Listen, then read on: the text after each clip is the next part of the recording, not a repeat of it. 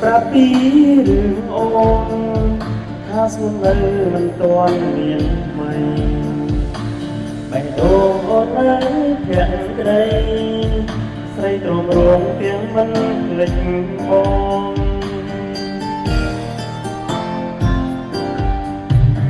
គេថាអូននៅដូចមុន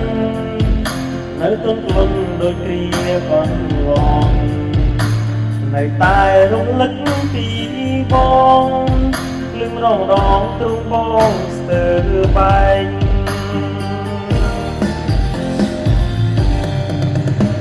ចង់វិលទៅរកអូននៅអតីតសង្សារចឹងបងអើយតែយើងចប់យូរណាស់ហើយបងក្រោយមិនបានឡើយខ្លាចចង់វិលរកសង្សារចឹងតែបារម្ភពីសង្សារថ្មីខ្លាចគេត្រូវឈឺរីងរៃព្រោះស្គាល់គេទៅបងចាស្មោ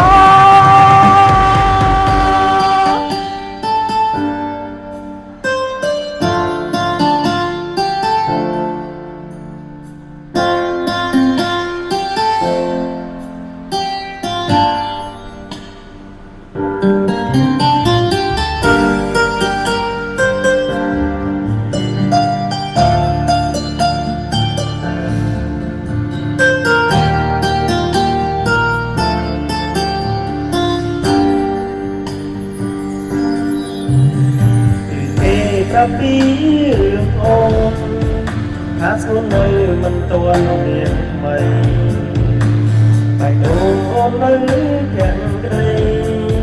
ស្រីទ្រាំរងទាំងមិនភ្លេចបង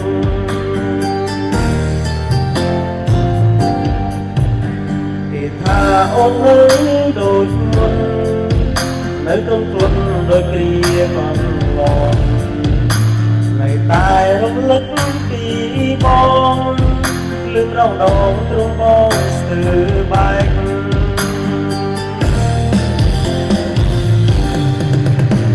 ចង់វិលទៅរ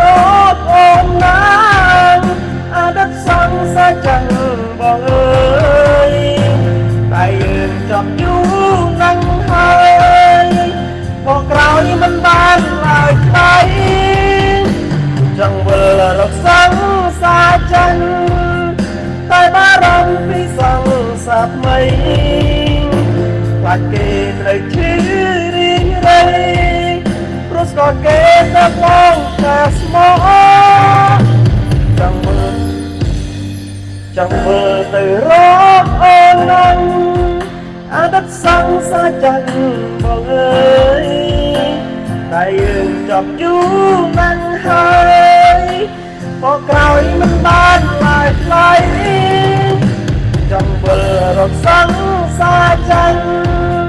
តែបារម្ភពីសង្សារថ្មីខ្លាចគេត្រូវឈឺរីងរៃព្រោះស្គាល់គេទៅបងតែស្គាល់